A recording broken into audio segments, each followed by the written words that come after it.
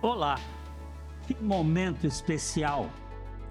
É uma grande alegria compartilhar café e fé com você e podermos estar juntos. Mais uma vez, mais uma semana com Pedro Medeiros, meu convidado especial, que vai compartilhar conosco aqui. Nós vamos trabalhar um pouco sobre essa questão da oração. Como é que é? Oração A gente ter cuidado com a oração pagã. Paganismo na oração. O paganismo na oração. Oração que não corresponde ao modelo de Cristo. E você sabe que o nosso objetivo é sempre este: Evangelho, boa notícia, as insondáveis riquezas de Cristo que trazem sentido à nossa existência. Os links de nossas redes sociais estão aí na sua tela para que você possa conhecer o nosso material e também você possa participar. E falar em participar, eu conto com a sua participação no compartilhamento dos vídeos para que outros possam conhecer a palavra de Deus, ser informado, e também você pode compartilhar conosco as orações, estando na trincheira, ali naquele local onde só Deus e você está, para que nós sejamos amparados e abrigados no guarda-chuva divino. E, se for possível, você nos ajudar na manutenção desse programa. Ele tem custos e, para isso, a sua participação voluntária e para a glória de Deus seria muito importante. Então, eu convido você a pegar o seu cafezinho, porque Café e Fé está começando e nós vamos dar uma paradinha e já voltamos.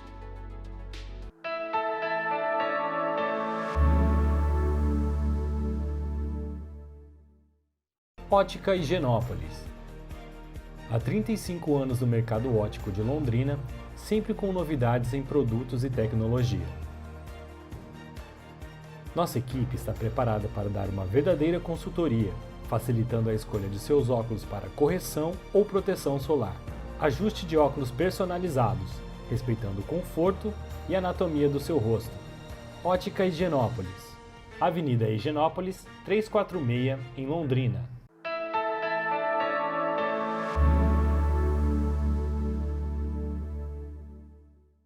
Cuidado com o paganismo na oração. Esse é um assunto que é relevante aqui para nós. A oração pagã. O que é oração pagã? Jesus chamou a atenção sobre isso, que é ficar repetindo, ficar pedindo, ficar exigindo, ficar ordenando, ficar decretando. Essas coisas que o modelo religioso tem criado, que parece criança birrenta, né? Criança mimada, né? Criança mimada, parece sindicalista na porta da fábrica, batendo panela, chamando atenção, colocando Deus na parede. Você conhece isso?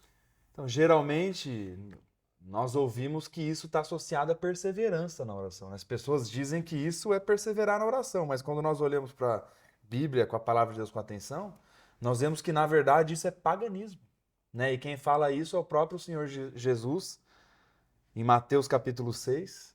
É verdade. Ali no versículo 7 e 8, ele diz assim: e orando, não useis de vãs repetições, como os gentios, porque presumem que pelo seu muito falar serão ouvidos. Não vos assemelheis, pois, a eles, porque Deus, o vosso Pai, sabe o que de tendes necessidades, antes que lhe o peçais.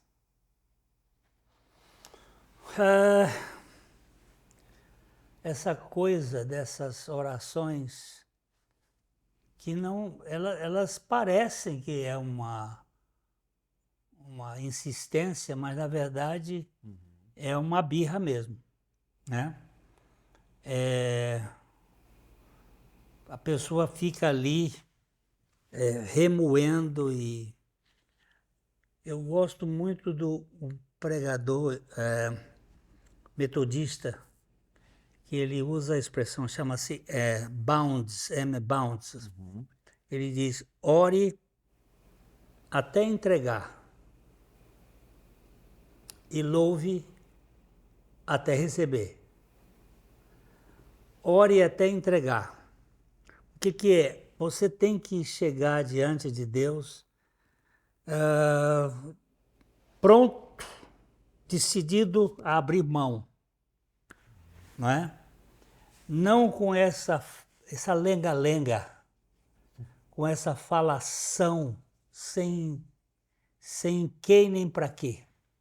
As pessoas gastam tempo enorme fazendo convencimento de Deus, como se Deus fosse um juiz e ele um advogado que tem que convencer. Como se ele não soubesse de todas as coisas, né?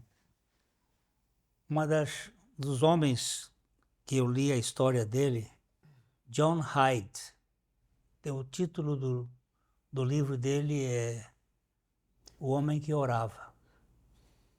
Ele, certa ocasião, chegou nos Estados Unidos, de volta da Índia, onde ele era missionário, e um amigo, um colega de turma, de seminário, encontrou com ele e disse, John, eu estou uma lata vazia, eu agora vou para a igreja pregar, eu falo, mas não tem nada, não tenho conteúdo.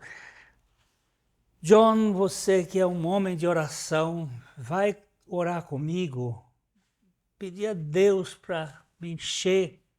John disse, eu vou. Marcaram um dia, ele foi lá no escritório desse pastor e os dois entraram em um momento de oração, se ajoelharam e 5 minutos se passaram, nenhuma palavra, 10 minutos, nada, 15, nada, 20, nada, e ele já agoniado porque o John não orava e não falava nada e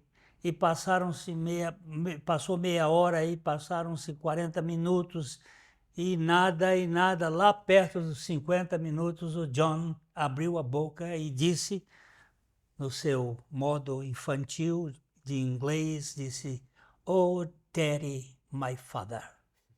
E em português seria, "Oh, papaizinho, meu pai."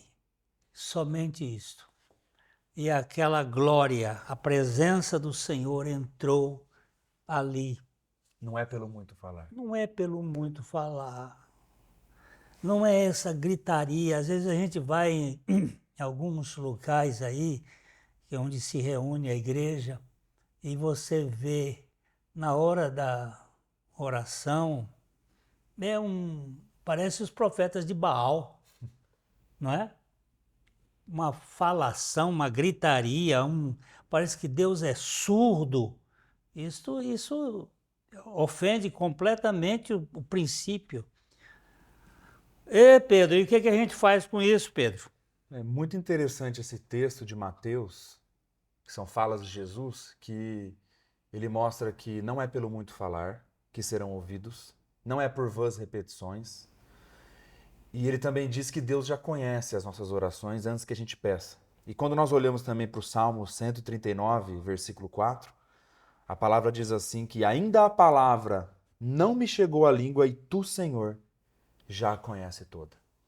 Então, a primeira coisa que nós precisamos entender é que a perseverança na oração, e nós temos aprendido isso, não é necessariamente a persistência, essa coisa que nós comentamos aqui num tom de brincadeira, como uma criança mimada, um sindicalista que fica primeiro tentando convencer Deus, colocando Deus na parede. Não, a oração é muito mais do que isso. A oração ela é um relacionamento com o Pai. A oração é nós entregarmos e confiarmos ao Senhor, né? Então, a primeira coisa que a gente tem que tomar cuidado, porque Jesus ele diz que essas práticas relacionadas a essa insistência, como que Deus só nos atendesse se a gente insistisse, persistisse, ficasse ali, e não é exatamente isso que o texto bíblico nos mostra. O Senhor, ele procura aqueles que o adorem, o que orem a Ele, procurando aqueles que confiam no Senhor, que entregam a sua causa ao Senhor. Né? Então isso é muito mais do que uma simples insistência. Então eu acho que a gente poderia tentar tratar aqui, pastor, o que é de fato, o que tem mais a ver com essa perseverança bíblica na oração, né? O que é essa perseverança na oração, né? Eu vejo a história da viúva e o juiz iníquo, né? O juiz não atendia ninguém, ele era duro e tal, e a viúva queria que ele julgasse a causa. E ela vinha e ele não dava nenhuma bola, ele por algum tempo não quis atender, mas depois disse consigo mesmo, bem que eu não temo a Deus, não respeito a homem algum, todavia como esta viúva me importuna, eu julgarei a sua causa para não suceder que por fim venha molestar-me outra vez. Aí nesse ponto, o Senhor disse, considerai no que diz esse juiz iníquo. Ele só foi atender porque ele não queria ser importunado. Aí ele disse, não fará Deus justiça aos seus escolhidos, que a ele clamam dia e noite, embora pareça demorado em atendê-los? Será que Deus é pior do que esse juiz iníquo? Acho muito interessante essa parábola que o senhor trouxe. Se a gente for olhar também para o capítulo 11, essa parábola está no capítulo 18 de Lucas. De Lucas. Se nós olharmos para o capítulo 11, também até tem a do amigo chato que fica ali importunando e o outro só atende por causa da importunação. E as pessoas geralmente usam essas duas parábolas para falar que Deus só vai atender se a gente insistir, mas o que nós precisamos compreender aqui por revelação do Espírito Santo é que essas parábolas, a palavra nos mostra que é um contraste com o Senhor. A palavra não está mostrando que Deus é como o juiz iníquo, muito pelo contrário. Pelo contrário. Se um juiz iníquo atende por conta da importunação, quanto mais o Pai Celestial atenderá depressa as suas orações. Às vezes pode parecer demorado, às vezes pode parecer que o Senhor não julgou ainda a nossa causa, mas eu acho que a questão da viúva ali, por exemplo, no capítulo 18 de Lucas, a questão é aonde ela estava inserida ali, todos os dias na presença ali do juiz, sabe? Então é muito mais onde nós estamos em oração, nessa sintonia com o Senhor, entregando a causa a Ele, do que simplesmente ficar insistindo, até porque isso aqui, as duas parábolas são contrastes com o nosso Deus. Até porque, imagina só, pastor, a gente tem um Deus que só nos atende se a gente ficar importunando, um Deus que praticamente, na maioria das vezes, não nos atende. Então esse é um entendimento errado, né, na minha visão. Ali é uma forma de mostrar o contrário, né? É um contraste, né? Deus não é um amigo indisposto. Não. E não é um juiz mal-humorado. Não. Que não atende por conta da importunação. Deus está pronto, que a Bíblia diz, todo o que pede recebe, todo o que busca acha, e aquele que bate abre-se-lhe-á. Essas ideias são ideias prontas, não é alguma coisa que vai ter que... Evidentemente que dentro do projeto de Deus ele pode responder de três maneiras, né, que são chamadas maneiras clássicas. Ele pode dizer sim, não, espere. Às vezes ele diz sim, sim, rápido. George Miller. Falar em George Miller, vamos parar aqui um pouquinho e já a gente volta para conversar um pouquinho sobre George Miller?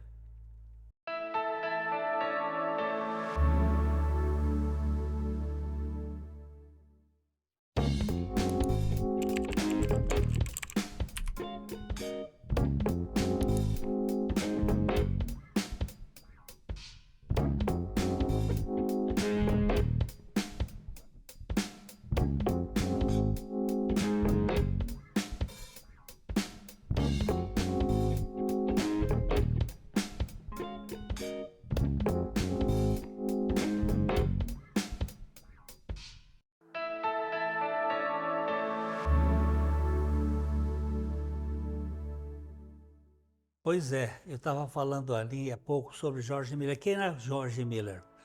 Foi um rapaz extremamente devasso, perverso, e que foi encontrado pelo Senhor, foi transformado, e esse homem se tornou um homem de oração.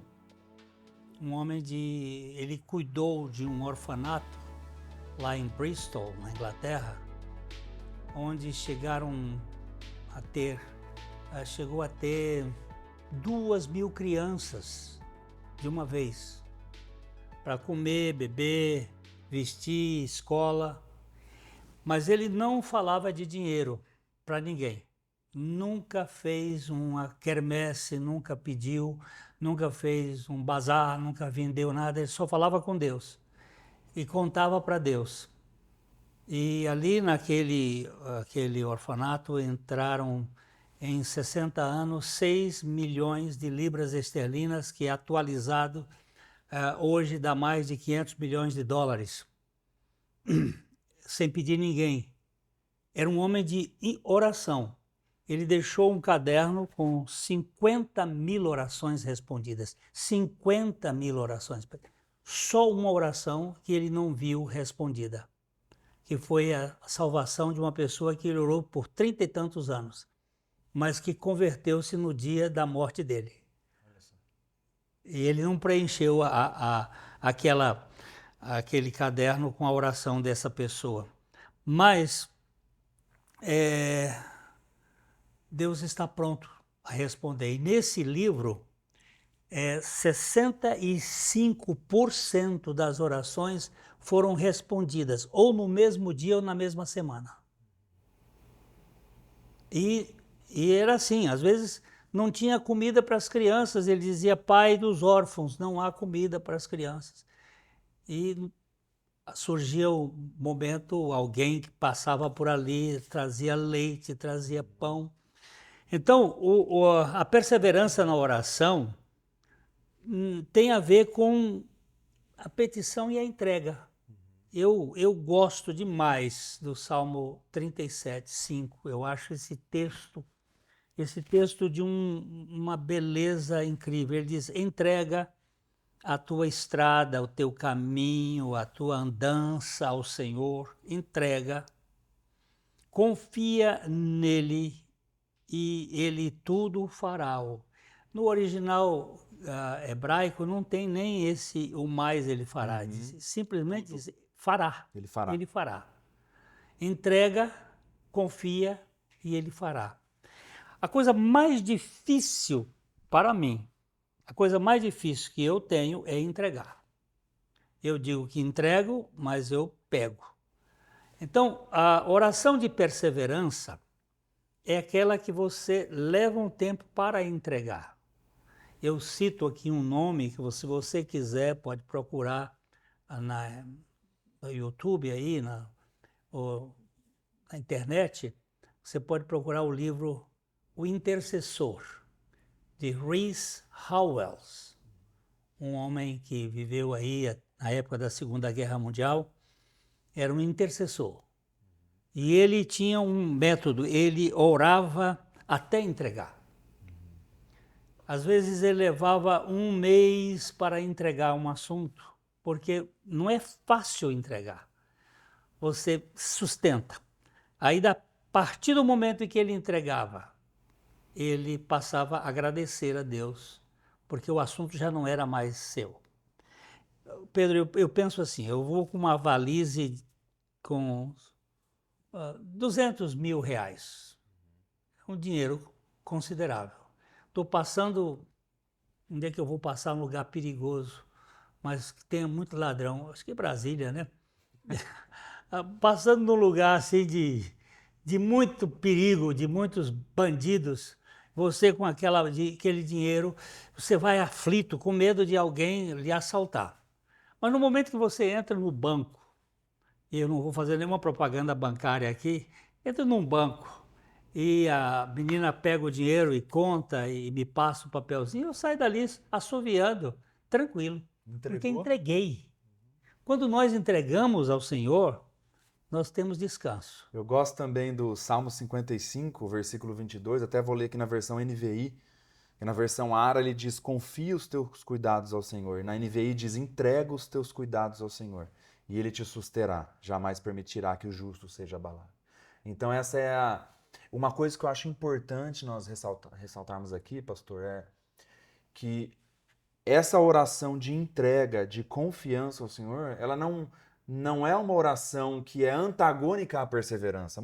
Não, pelo contrário. Pelo contrário, ela é uma oração de perseverança. É nós confiarmos no Senhor, nós entendermos que Ele fará, que Ele agirá, que Ele é soberano sobre todas as coisas. Então, essa oração que é difícil. Porque a oração fácil é a gente colocar Deus na parede e pedir o que a gente quer pelas nossas vontades. Agora, essa oração de entrega, de confiança no Senhor, essa oração é uma oração que ela tá junta com a perseverança na oração, a perseverança verdadeira na oração, né? Você vê que Jesus, no momento crucial da vida dele, ele enfrentou uma luta que ele disse, a minha alma está profundamente abatida até a morte. E ele orava com tanta intensidade que acabou suando sangue. E ele orou 3 vezes. Por que 3 vezes? Né? Tem um estudo que fala sobre isso, e o George Miller mesmo me ajudou muito nesse sentido. É que você tem o seu corpo, a sua alma e o seu espírito. Então quando a oração toma todo o seu ser, os seus instintos, os seus desejos e a sua vontade. Presta atenção que eu repeti 3 coisas aqui. Instintos são carnais, desejos são psíquicos e a vontade é espiritual. Quando tudo isso está ali entregue, que é a nossa completa rendição, então o Senhor vai agir de uma maneira sobrenatural. Essa perseverança na oração. Então, a verdadeira perseverança na oração, ela consiste na nossa, até chegarmos à entrega total. E a confiança. Quando você entrega e confia, você sai de férias para Bahamas. Você vai esse assunto não é mais meu. Esse assunto agora é do Senhor. Agora eu vou descansar. E a oração, nesse sentido, ela traz um estado de confiança, de descanso mesmo. Não é mais meu, eu não estou mais preocupado com isso. E a minha luta na oração é sempre na entrega. Porque quando eu entrego, quando pela graça de Deus, eu vou dizer, porque eu não consigo entregar, quando pela graça de Deus, eu chego a esse ponto de dizer, Pai, esse não é mais meu, é teu. E eu não vou mais pegar isto. Né? Eu me lembro de um caso, vou contar rapidinho, Claro. Um caso de uma irmã que ela é da nossa igreja, ela teve uma infecção, uma coisa muito séria. Ela é uma moça não muito grande, ela pesava lá no hospital, no estado de coma e inchaço, pesava mais de 140 quilos, ela estava realmente enorme. Tem um amigo nosso que é médico e todas as vezes que ele chegava na nossa reunião de final de semana, ele dizia, ela não passa dessa semana, ela não passa dessa semana. E algumas pessoas me pediram para eu ir lá visitá-la e orar, e Deus estava me ensinando a confiar no Deus de perto e no Deus de longe. Porque às vezes a gente tem a ideia de que ele só age quando a gente bota a mão, quando a gente faz isso. Não, confiar no Deus de perto e no Deus de longe, que é aquilo que Jeremias nos diz. E nessa oração que eu estava, eu fui tentado a ir lá, mas Deus não me deixou. E eu fui aprender que eu precisava confiar e entregar. Quando eu entreguei, depois de uns dias, ela ficou mais de 40 dias de coma, mas depois de uns dias, quando vinha me contar a notícia, eu dizia, pode deixar que Deus está fazendo. E hoje, quando eu a vejo lá na nossa comunidade, sã, sem sintomas, sem nenhum sequela, eu digo, é este Deus que eu quero continuar vivendo e dependendo dele. Louvado seja O Deus que faz muito além do que nós pedimos ou pensamos. Quando nós olhamos a oração modelo que Jesus deixou para nós também, qual que é um ponto central ali? Seja feita a tua vontade e não a nossa. Então essa confiança, essa entrega é uma oração que, assim como o Senhor falou, pela graça de Deus, é uma oração dependente do Senhor. Porque existe essa oração independente, que é a oração que quer apenas as minhas vontades. Claro que nós pedimos ao Senhor, né, o que nós queremos e as coisas que nós julgamos que são boas para nós pedimos, né? Agora, esse lugar de dependência, de entrega, entender que a vontade do Senhor é soberana e que seja feita a tua vontade, a vontade do Senhor, né? Quando nós olhamos a história do fariseu e do publicano, por exemplo, ali nós vemos uma oração dependente do Senhor, que é uma oração de arrependimento, sabendo que da grandeza do Senhor, e a oração independente, que é uma oração que ora para si, é uma oração que pensa só em si, é uma oração que não vai entregar nada e nem confiar nada para o Senhor. E a palavra mostra que até é uma oração que Deus nem ouve. É verdade. É uma oração pagã. Vocês prestem atenção, os gentios também oram.